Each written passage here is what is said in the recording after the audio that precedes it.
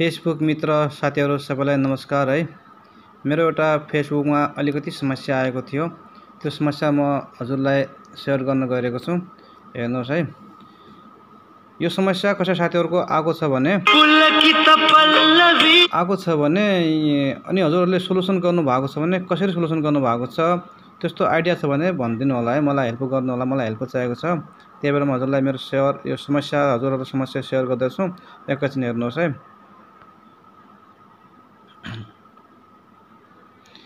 यहाँ भनेको छ प्रोफाइल हैज सम इश्यू। यो हिजोदेखि भएको हो। We restricted your profile as a safety measure because your activity may not follow our rules भनेको छ। अब यस्तो समस्या भएको छ हैन। तपाईले हाम्रो कम्युनिटीको सेफ्टी रुल्सहरु फलो गर्नु भएन भनेर भनिरहेछ। अब त्यो मैले दुईटा भिडियो पोस्ट गरेको थिएँ। त्यो के रहेछ भने यहाँ देखाउँछु है। यस्तो हजुरको पनि यस्तो समस्या आएको छ भने के गर्नु भएको थियो हजुरले त्यो भनिदिनु होला मलाई है। म पनि त्यही समस्याको समाधानको उपाय त्यही हेर्छु। यहाँ भन्छ action we have taken impact on your profile and content. Copyright भनेर आएको रहेछ। कपिराइट भनेर आएको रहेछ। दुईटा कपिराइट भनेर दुईटा भिडियोमा आएको रहेछ। त्यो भनेछ अनि प्रोफाइल हैज सम इश्यू हैन भनेछ। अनि कपिराइट भन्छ। यसमा आएर मैले गर्न त हिजो यो भिडियो हालेको थिएँ। मैले कमेडी मिनट 29 भन्ने यो भिडियो हालेको थिएँ। यो भिडियो चाहिँ मैले टिकटकबाट लिएको थिएँ। टिकटकमा मैले यसको भिडियो धेरै हेर्थेँ हैन। हेर्थेँ अनि लाइक गर्थेँ, मन पराउँथेँ। यसको म फ्यानै भन्दा पनि हुन्थ्यो। त्यहाँबाट सर मैले अब फ्यानकै आधारमा एउटा आफूलाई मन परेको आधारमै लिएर मैले यहाँ भिडियो शेयर गरेको। शेयर गरेपछि यस्तो किसिमको समस्या देखियो। अनि यहाँ तल म रुल्समा हेर्दाखेरि यहाँ पनि हुन त अहिले मैले यो भिडियो डिलिट पनि गरिसकेको छु। गर्न त डिलिट गरिसकेको छु। डिलिट गर्दा पनि फेरि पनि यो इस्यु देखाइरहेको छ। कति दिन लाग्छ सब कसै साथीहरु कस्तो भएको छ भने भन्नु होला है। इमेल द रिपोर्टर कसले रिपोर्ट गरेको भन्ने कुरा यहाँ देखाइरहेको छ। कपी रिपोर्ट नेम ओलोमेडो प्रोड्युसेसन अनि कपिराइट नम्बर अनि उसको इमेल आइडी पनि दिएको छ। मैले हुन त यसमा हिजो इमेल गरेको छु। म तपाईको एउटा फ्यान हो।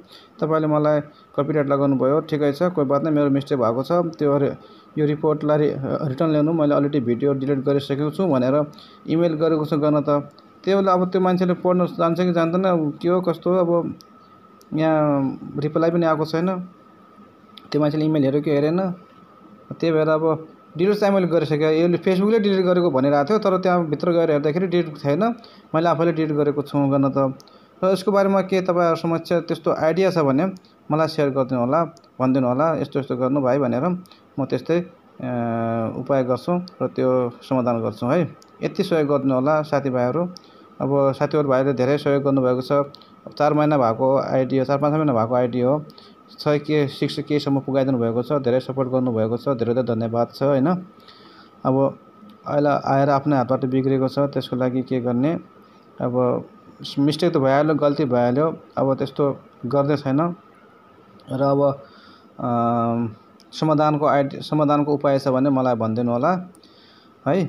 यो अनि तपाईलाई पनि म सुझाव सल्लाह दिन चाहन्छु कि यो फेसबुकमा आफ्नो फेसबुकमा कसै अरु दोस्रोको कन्टेन्ट बरु शेयर गर्दा अलिकति लेखेर त्यसमा माथि हेडिङ लेखेर गर्दा केही नहुँदो रहेछ। अनि रिमेक्स गर्दा पनि केही नहुँदो रहेछ।